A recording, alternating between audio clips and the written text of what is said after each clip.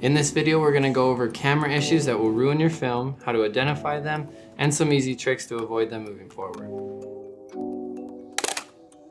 I'm Caleb, I'm a scanning tech here at the lab. I've scanned thousands of rolls here and I've seen all of these issues hundreds of times, and so I'm going to give you some tips on how to avoid them.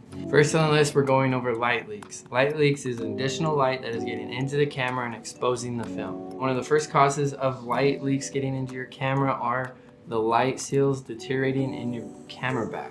You can check on them by opening your camera back here. The light seals run along the edges and you can see if they're wearing down, if the foam is like breaking down and it's getting all over the back of your camera.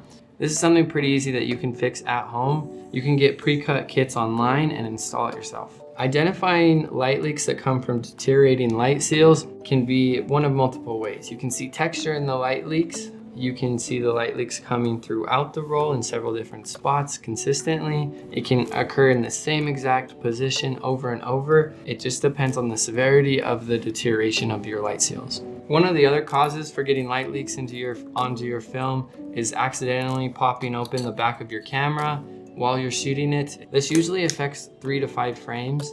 And with that, the first couple frames and the last couple frames have some light leaks affecting them, but the frames in the middle of it are the ones most affected by the light leaks, and they usually are completely burned with no information. Obviously, if you're trying to avoid this, don't do it. But if it's something you're looking to get light leaks in your camera, a lot of people like that little hack of popping open the back and closing it really quick to get some fun light leaks in there. This next issue with light leaks pertains to 120 rolls. After you shoot a roll of 120, it's really important to make sure that you keep it wound tightly, tucking under the tongue and taping the roll tightly together to avoid light leaks creeping in on the sides and exposing your film. If you're not able to keep your roll tightly wound and taped properly and your roll starts to loosen up, light is going to start to burn in from the edges of the film towards the center of the roll. To avoid this, keep your rolls wound nice and tight and taped properly. The next common issue that we see with negatives that you can avoid at home are scratches. Scratches are very easy to identify. They're tiny little lines that run linear with the direction that your film advances. Fixing scratches or avoiding scratches is pretty easy. We recommend regularly blowing out the back of your camera. And also if you're shooting in somewhere where it's sandy or very windy, to be very protective of the back of your camera when you're loading the film. Dust or debris getting into the back of your camera scratches your film. In-camera dust. You'll see dust that happen in camera as little black either squigglies or other little circles, but they're black because they were in camera at the time of exposure and they blocked light that tried to get onto the film. We recommend cleaning your camera back regularly.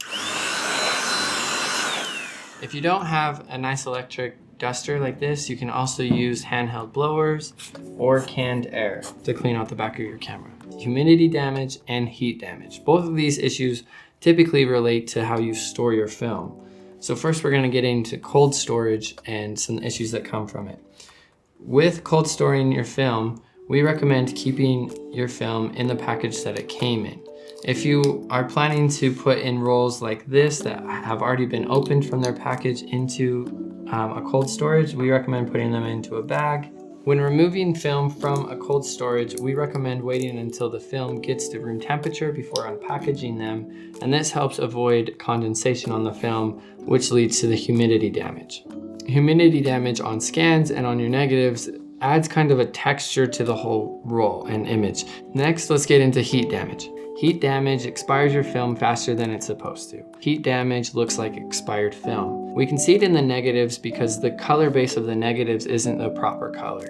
For example, Portrait 400 is more of like this yellowish, goldish color base, but when it's heat damaged, it is very red and it's very fogged throughout the whole roll. Heat damage occurs from when your film is being stored above room temperature for too long. For example, this could happen from your film sitting out in the sun, or if it was sitting in a hot car for too long.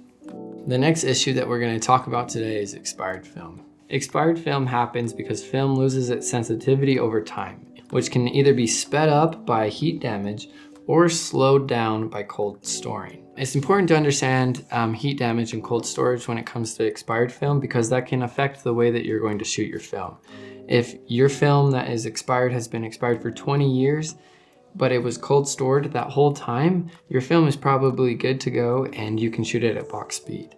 However, if you're unsure whether or not the seller that you got the roll of film from hasn't cold stored that film that whole time, we recommend adding a stop of exposure per decade that your film has been expired. For example, if it was expired 30 years ago, that's 3 stops of exposure. We also recommend pushing your film in development. Pushing your film in development adds contrast to your images. For example, that is making the whites brighter and the blacks deeper.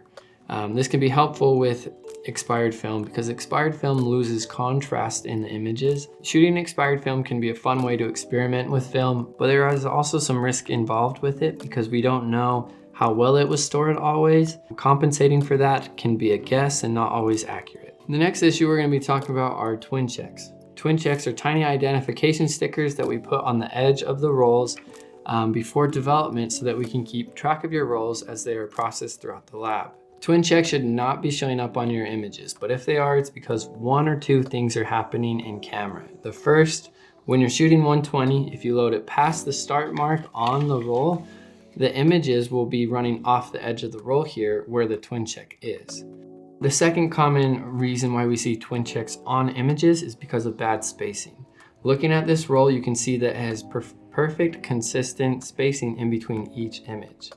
All 16 of these frames are also within the strip of film here, developing enough space on the ends to put the twin check, and the twin check won't be on the frames. If you see bad advancing on your negatives, this can be happening because your camera's advancement mechanism isn't working properly, or if it's a manual advancement, you could be advancing too far or too little in between each frame. This can cause overlapping frames or large gaps in the spacing in between images, which can cause a frame to run off the edge of the roll where the twin check is placed. If you're seeing any of these issues consistently, we recommend getting your gear serviced by a professional. Okay, that wraps up our video. If you have any questions on anything that we talked about or anything you want to know more about, let us know in the comments below.